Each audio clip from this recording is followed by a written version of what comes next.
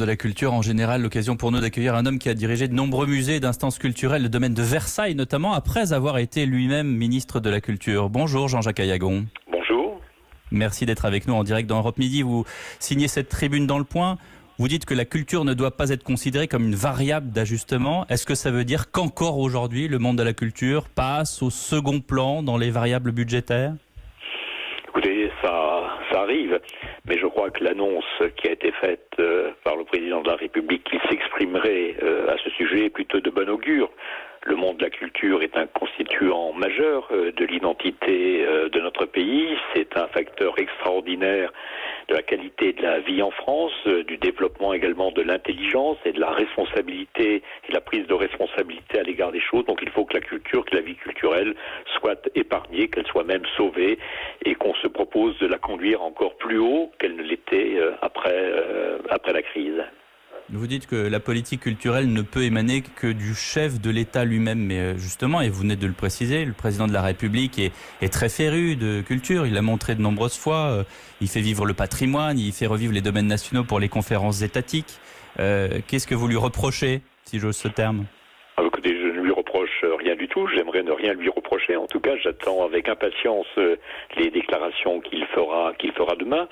Bon, c'est une vieille habitude de notre pays, très monarchique dans sa mémoire et dans sa pratique des institutions, que toujours se tourner vers le président de la République. Je crois qu'on ne va pas à l'occasion de cette crise sanitaire faire autrement, mais je souhaiterais également qu'on n'oublie pas qu'il y a un ministre de la Culture et que c'est le ministère de la Culture à mettre en œuvre un vaste programme de survie et de développement pour la culture.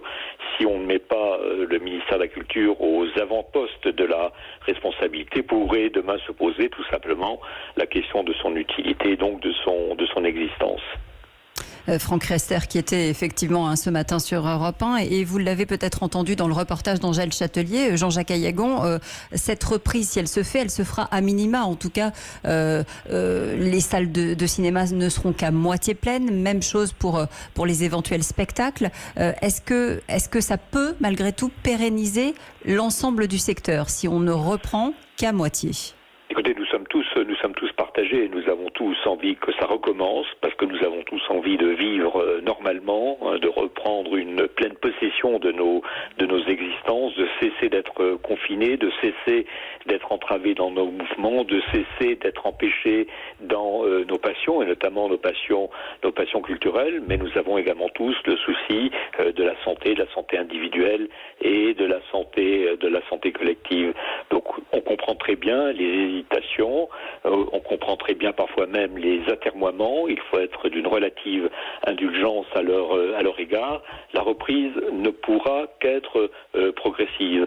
Mais vous avez raison de le souligner, elle est parfois facile. Il est facile d'ouvrir un musée, de contingenter l'accès aux salles permanentes du musée à des publics qu'on aura prévenus, des mesures à respecter. C'est plus difficile au théâtre parce que vous savez, le théâtre c'est un peu comme la grève.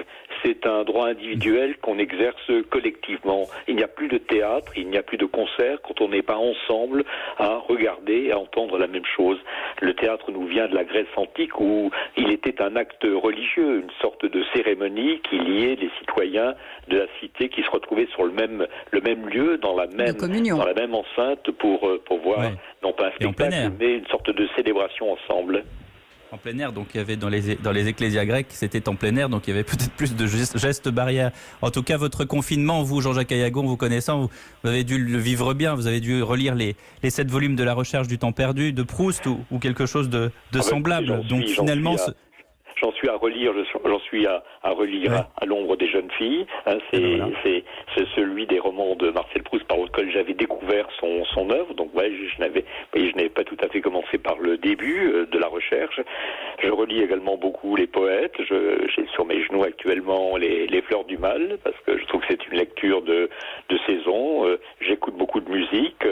la radio, la télévision, Internet nous propose aujourd'hui l'accès à beaucoup de richesses culturelles, mais malgré tout, j'ai hâte de voir un tableau accroché dans un musée, j'ai hâte d'aller dans une galerie, j'ai hâte de rendre visite à un artiste, j'ai hâte... Et vous avez hâte, Jean-Jacques Ayagon, pardon de vous interrompre, mais parce que vos propos tout à l'heure, il faut les relever. Vous avez parlé du ministère de la Culture.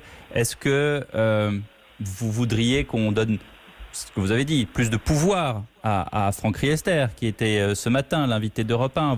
Est-ce que vous avez senti chez lui peut-être un peu un frein et que effectivement vous avez dit que le pouvoir central était sur le président de la République qui justement s'exprimant là-dessus. Qu'est-ce que vous voulez ? Vous voulez une rue de Valois qui était comme du temps de Malraux, comme du temps d'autres ministres emblématiques comme ça ?